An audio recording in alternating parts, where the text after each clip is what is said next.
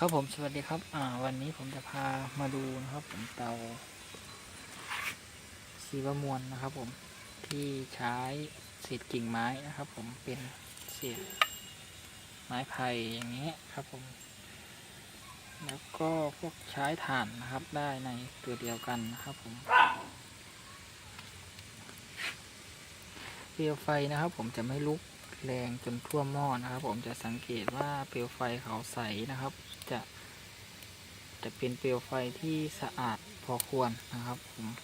แล้วไฟจะไม่แรงจนท่วมหม้อนะครับทำให้นี่นะครับแต่สิ่งที่หลีกเลี่ยงไม่ได้นะครับผมก็หม้อมันคงจะยังดำอยู่นะครับเพราะว่ายังมี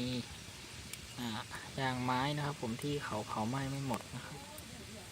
เติมเชื้อเพลิงนะครับครั้งละ1 กิโลนะครับผมจะอยู่ได้ประมาณ1 ชั่วโมงนะครับซึ่งถือว่าประหยัดมากเพราะว่าเตาตัวนี้นะครับถูกปุด้วยฉนวนกันความร้อนด้านนอกนะครับผนังเตาเราสามารถสัมผัสได้นะครับผม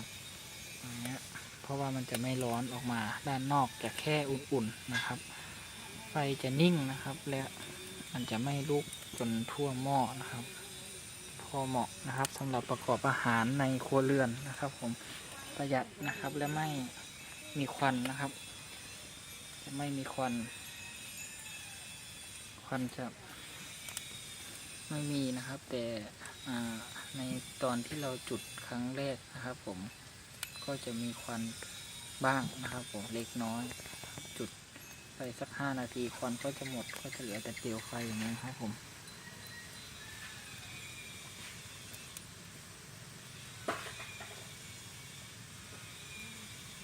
เป็นรุ่นใช้ฟืนใช้ถ่านนะครับ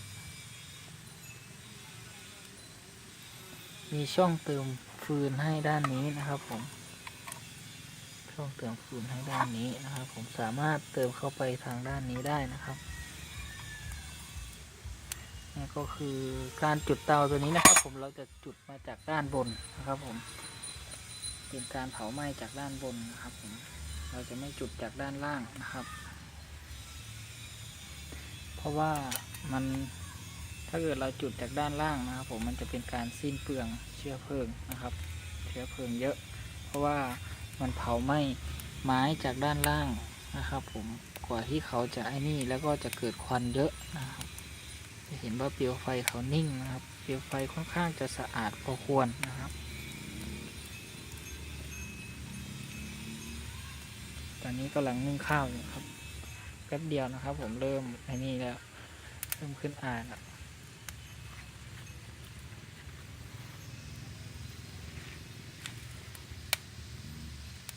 เราก็แค่นะครับผมถ้าเกิดไฟมันเริ่มเบาลงเราแค่เติมพวกเศษไม้เข้านะครับผมถ้าเกิดเป็นชิ้นใหญ่นะครับเราเติมแค่ชิ้นเดียวนะครับเข้าไปตรงตัวนี้นะครับชิ้นหนึ่ง2 ชิ้นนะครับเขาจะให้เปลวไฟขึ้นมาอีกเพราะว่าเขาจะมีถูกสะสมความร้อนไว้นะครับเพราะว่าเตาตัวนี้มันจะมีฉนวนนะครับผมแล้วก็ห้องเผาไหม้แล้วก็ตัวห้องเก็บแก๊สนะครับผมมันจะเป็นผนัง3 ชั้นนะครับผมแล้วไฟมันจะไม่แลบขึ้นมาสูงไม่หม้อจะไม่ดำมากนะครับผมเพราะว่า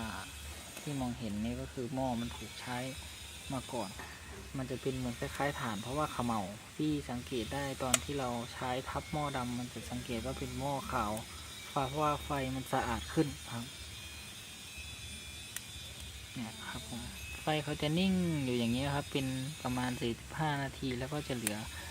เปลวไฟของถ่านนะครับเพราะว่าเขาจะเก็บเขาจะเขาจะหลังจากที่เผาเนื้อไม้หมดก็จะเหลือถ่านถ้าเกิดเราใส่พวกไม้ใหญ่ๆไว้นะครับมันจะทำให้ว่าเราได้2 รอบนะครับ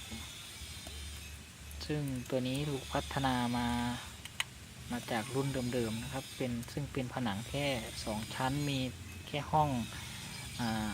เก็บแก๊สแล้วก็ห้องเผาไหม้นะครับตัวนี้จะมีฉนวนนะครับผนังเตาทั้งหมด3 ชั้นนะครับ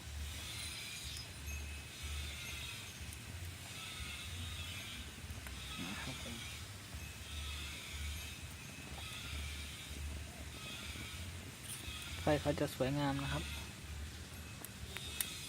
ซึ่งเหมาะสำหรับการตุ๋นนะครับ ใช้งานในครัวเรือน ไม่มีควันครับผมใช้ได้ถึงหม้อเบอร์ประมาณ30 เซนนะครับโตสุดหม้อรุ่นนี้นะครับผม30 เซนนะครับเดี๋ยววิดีโอหน้านะครับผมจะสอนวิธีการจุดให้ดูนะครับสำหรับวิดีโอนี้นะครับผมเดี๋ยวเอาไว้แค่นี้ก่อนนะครับผมถ้าสนใจหรือว่าสอบถามรายละเอียดเพิ่มเติมผมจะทิ้งไลน์แล้วก็เบอร์โทรไว้ให้นะครับผมเดี๋ยวผมจะสอนวิธีการจุดไฟนะครับผมวิดีโอหน้าครับผมสวัสดีครับ